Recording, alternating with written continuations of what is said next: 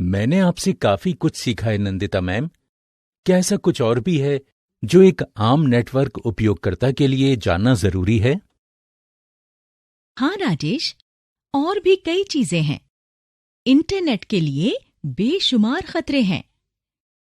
मैं पहले वायरसेस के बारे में बताती हूँ। नेटवर्क में वायरसेस, क्या इसके बारे में आप विस्तार से बता सकती हैं मैम?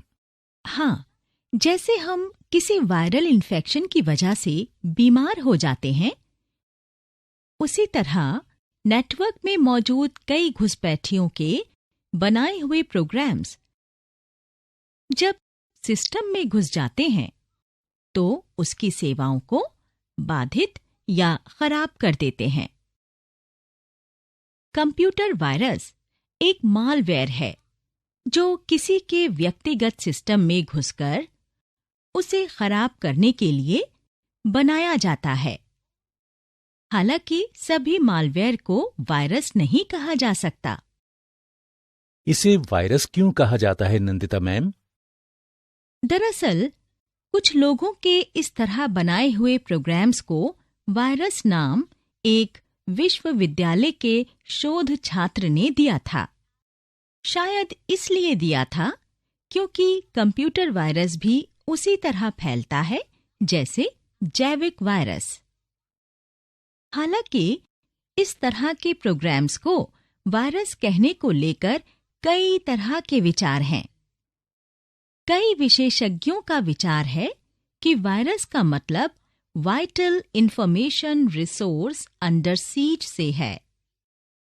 अगर एक प्रोग्राम्ड वायरस के बारे में जानना है तो हमें इस तरह के प्रोग्राम्स की बुनियादी बातों को समझना होगा। क्या आप बता सकती हैं नंदिता मैम कि इस तरह के वायरस कैसे बनाए जाते हैं? दरअसल इस तरह के वायरस बनाकर भेज दिए जाते हैं। ज्यादातर किसी प्रोग्राम के रूप में अटैचमेंट के जरिए लोगों के ईमेल या सिस्टम में फैल जाते हैं। इसके तुरंत बाद ये प्रोग्राम खुद की नकल बनाकर किसी प्रोग्राम या बूट में घुसकर अपनी संख्या बढ़ा लेते हैं।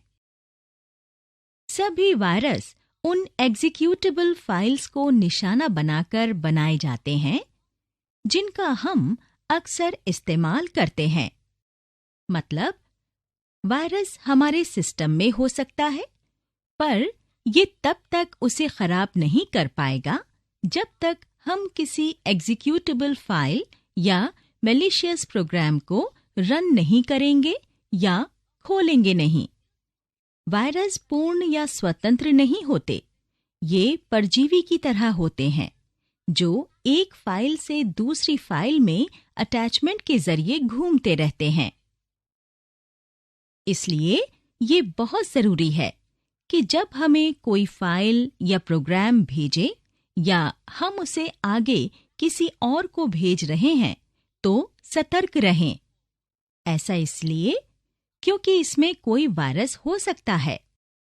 अच्छा यही होगा कि हम किसी ऐसे ईमेल को ना खोलें जिसमें अनजान अटैचमेंट हो, खासकर तब जब ये किसी अनजान इंसान ने भेजा हो और इसमें .exe एक्सटेंशन हो, क्योंकि ये एग्जीक्यूटेबल है।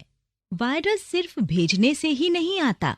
कभी-कभी हम अनजाने में किसी इन्फेक्टेड वेबसाइट पर चले जाते हैं या उस पर कोई विज्ञापन देखने लगते हैं और अपना सिस्टम खुद इन्फेक्ट कर लेते हैं। तो हमारे लिए अच्छा यही है कि हम किसी अनजान इंसान की भेजी हुई फाइल ना खोलें। हाँ राजेश, किसी अनजान संस्था की भेजी हुई फाइल को खोलने से पहले इसकी दोबारा जांच कर लें। इन फाइल्स में वायरसेस हो सकते हैं जो हमारे सिस्टम को नुकसान पहुंचा सकते हैं।